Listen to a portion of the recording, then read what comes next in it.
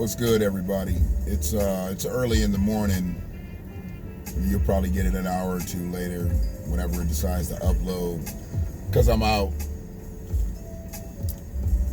Had one of them nights where I woke up with the remote in one hand, phone in the other. Y'all know I get hung up on the words. I get hung up on a lot of words. And the one thing that I've really found myself trying not to say is a lot of these words that we've been conditioned to say. As I always talk about, I'm a black man and I watch a lot of shit. Well, I read a lot of shit and I've seen a lot of shit. And the crazy thing about a lot of our language as black people, to where when we get to having discussions about things that we've gone through, we've got to use a lot of these words. And I think we need to get rid of some of these words. And I'm a phrase it, and it's probably not going to catch on the way some would hope it would catch on, but I think we need to remix the prefix, because a lot of the words that we use, they're prefixed with words, and that allows people to excuse themselves just by putting that in front of the word, but they don't actually atone, truly apologize, and there's never any redress. And without any of those, we're never going to have closure in this country. I say company, that's probably more appropriate. But some of the words that we need to remix the prefix on are anti, and D, and dis, and X, and miss, and non, and over, and pre, and re, and sub. When you see these words, when it's talking about black people, anti-racism, desegregation, intersectionality, defund, undo, unemployment, substandard, subsidize. When you see these words, there's a problem.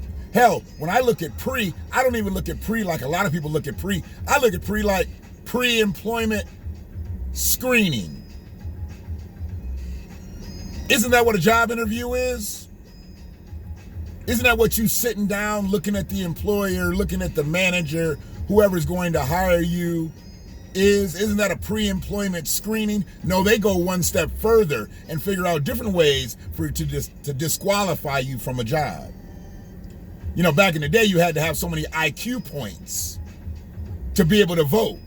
Well, today you've got to have so many IQ points to go through a pre-employment screening, because just because you pass the pre-employment screening doesn't mean that you're going to get hired.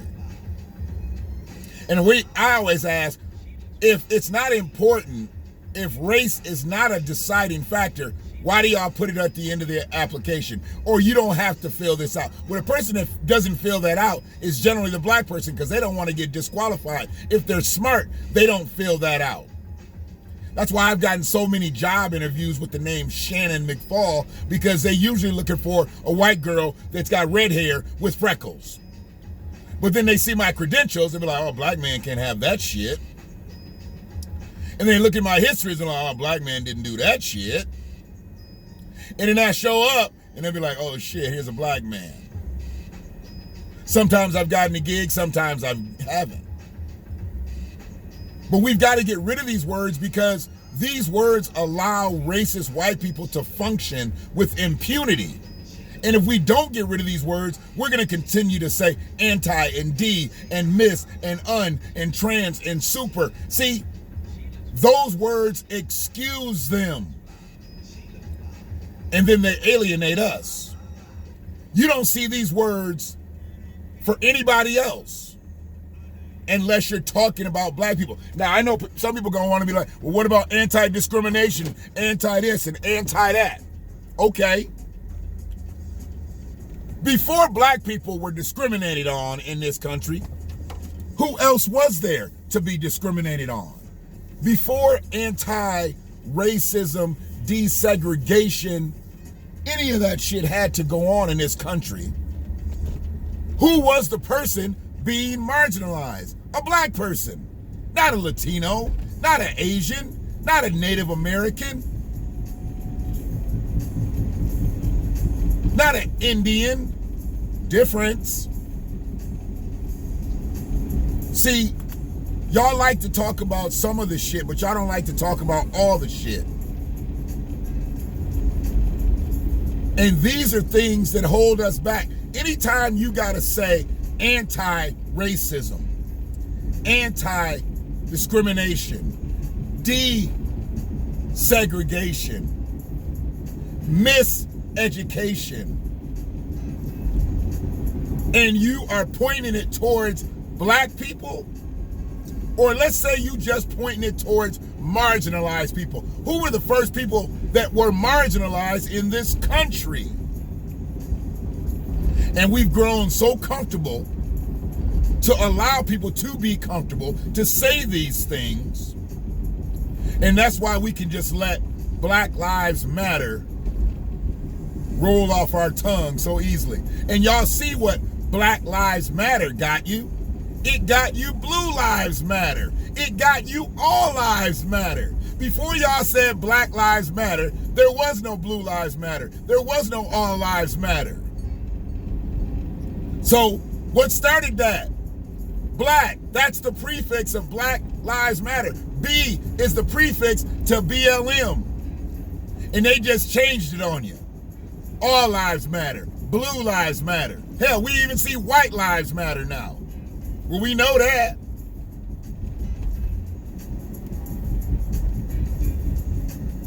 I know a lot of y'all motherfuckers turn your clocks back. I didn't turn a one back. Some of these motherfuckers digitized, so they just gonna turn back on their own. But I didn't touch a clock. 2020 can't get another hour from me. I need 2020 to get the fuck up out of here. 2020's not been a good year. This campaign has not been good. Am I anti-2020? No, because there were